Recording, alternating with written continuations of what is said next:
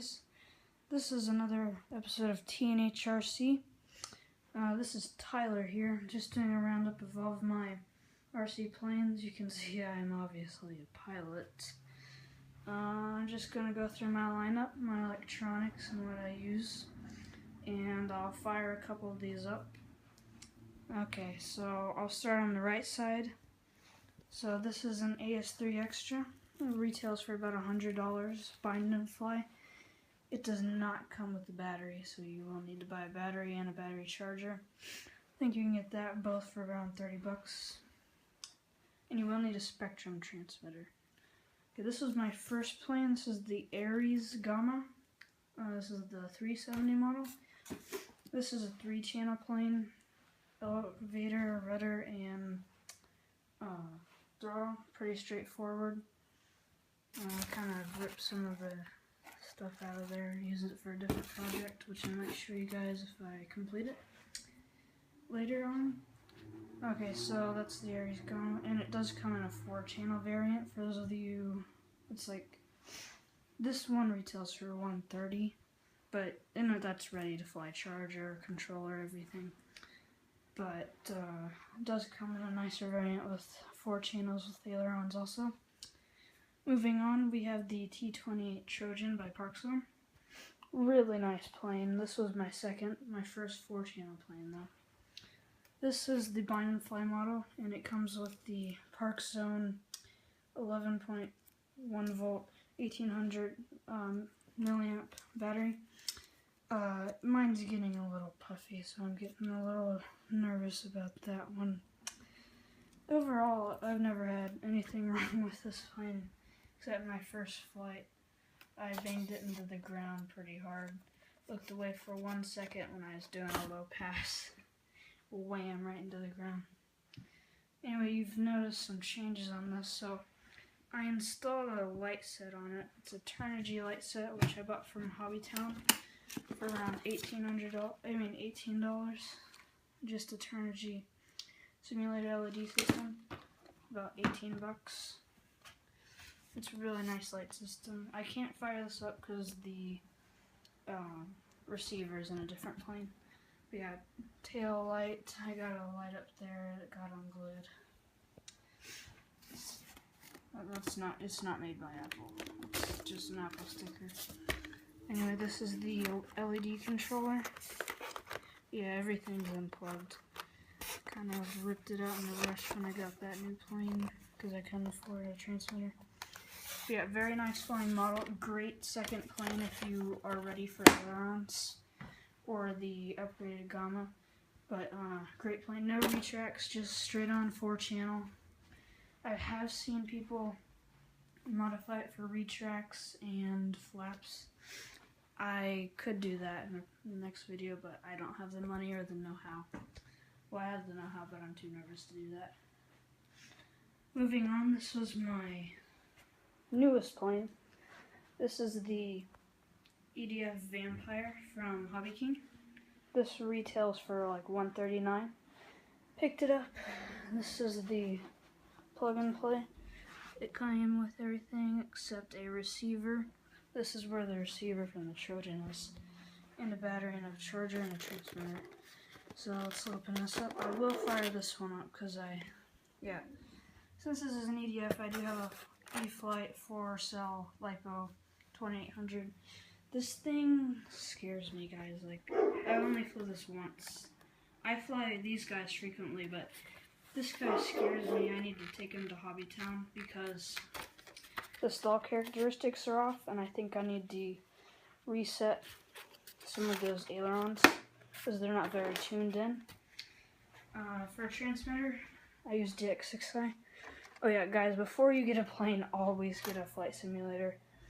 I have Real Flight 7, but Phoenix is also a very good system. This is a DX6i. This retails for $149, $150. I bought most of this at Hobbytown and Hobby King. So T-28 Trojan because it still has that name. So always transmitter on first. Let me set you guys down real quick.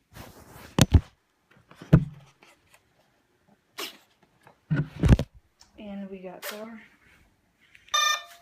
The retracts sometimes come up when you boot it up, so I gotta be careful. Yeah, this one does have retracts. This is a 5-channel aircraft. You can see, but there is no, this is a 4-channel because there is no rudder. But there is steerable nose gear, but no rudder, as you can see. There is elevator, ailerons, and retracts. So you can see that motor right there. I'll lift it up so you guys can see these retracts.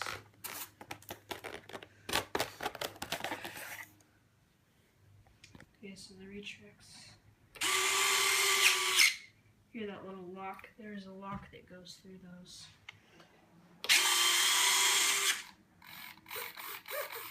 Okay, that's enough with him. He still scares me because of that battery. Yeah, guys, you do have to take in mind, if you're a beginner and you want to, oh yeah, if anyone wants to buy that, I will greatly sell that to him for like 90 bucks. But if anyone wants an EDF jet, yeah, just comment below and I'll give you my email personally and we can talk through that. But that thing, I'm not quite ready for it. It's just not what I would like. But yeah, if you think you're ready for it, and it's one of your first planes, I don't know if I would recommend it because the batteries cost a lot of money. So unless you got money for batteries, this battery is $90. Had to buy a $100 Onyx charger, and I was safe, so I bought a charging bag. It's like fire retardant, so you can't get the acid inhaled.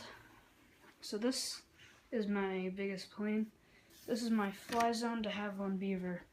One of my favorites. This definitely flies the nicest out of all of them, and it doesn't go crazy with the battery. I got a battery with it when I bought it for an additional $20. I think I bought this one from Hobbytron. Amazing plane. Yeah, I don't have the engine cap on. Here, I got it in my parts box. Yeah, the screw wore out. You guys always gotta be careful with screws. Can't be too careful. So anyway, I have the pontoons on, but it does come with both. It comes with landing gear and pontoons, and it comes built in with LED lights. But on my 7th flight, I think, yeah, this one's all normal, but the wind pushed me up when I was flying low, and I kind of let the engine off to let it glide down. The wind cut out, and that thing just stalled and went straight into the ground, so I bent the gear. So I might buy a new gear and screw that in, but I think I'll just leave the pontoons on, because it took me a couple hours to get those pontoons on. The build quality is very nice. There's a balsa wood interior. So there's 2 axis hatches. And this is the flap, so this is 5-channel. Ailerons, rudder, elevator, engine, and flaps. I'll fire this one up for you guys in a second. But you guys can see the balsa wood in there. There's a lot of wiring in this one. I do have its own separate receiver. So let's fire this one up. Again, using a Spectrum transmitter and receiver. Oh yeah, and with the AS3 Extra, I'm not going to fire these 2 up. This one, the parts are somewhere else, and this one, my charger broke, so I'll probably buy another one and give you guys some videos of that soon. Okay, so there's only one drawback to this plane. This is a powerhouse, but the problem is installing the battery is kind of hard. You gotta get everything in just right in the battery compartment. You guys can see all my electronics. I'm not very cleansy with my planes interiors. I'll set you guys down. Turn transmitter on first. Gotta go to have on Beaver.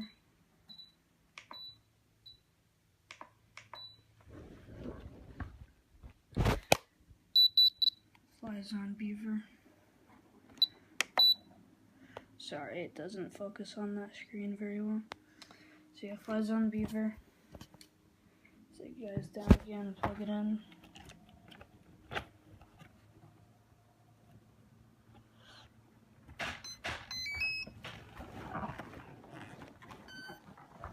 Yeah, this is a powerhouse.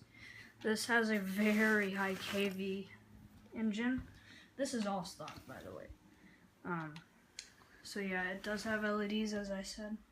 It has a blinking one up there. Very nice plane, one of my favorites, definitely. And if you guys have been watching, I do have a quadcopter, the Trax. I also have a Proto X. Greatly recommend this one. I got the SLT one, that's why it looks weird. Because it comes with the husband controller. Great quad, but Herman squished my on-off switch right there. Got pretty mad at him, but it fell out and I can't turn it on. Great little quad. Don't think I can fix that. So this one is 5-channel. As I was saying, elevator, rudder, oh yeah. So the pontoons do turn also, but since they're under pressure right now, they don't. Elevators. Yeah, you guys, here's the flaps. They don't go down that much, but in flight, guys, that makes a lot of difference. And this isn't an aerobatics plane, if you're wondering. You can tune the Park Zone one into an aerobatics plane very easily. I have. And this one, if you guys want to get into 3D, AS3 Extra, $100, bind and fly, buy a battery, $30. That's a great 3D learner. I fly 3D, and that thing's my first test thing. Look at how beat up that is. Still flies fine. Yeah, I crashed this thing. I'll be posting the crash video on this. It looks fine right now. Took almost no damage. But let's hear this giant engine roar.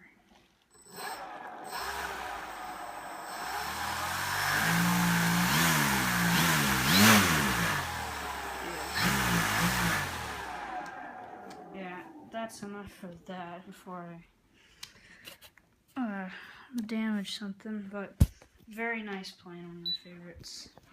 Yeah, not an aerobatics flight. This is a beautiful plane on the lake, because I do fly over water. Also, guys, as I was saying, always fly a flight simulator at least once or buy one in practice. If you're gonna buy a plane, helicopter, or quadcopter, or just any aerial vehicle. When I say quadcopter, I mean all multi-rotors. I have respect for everything.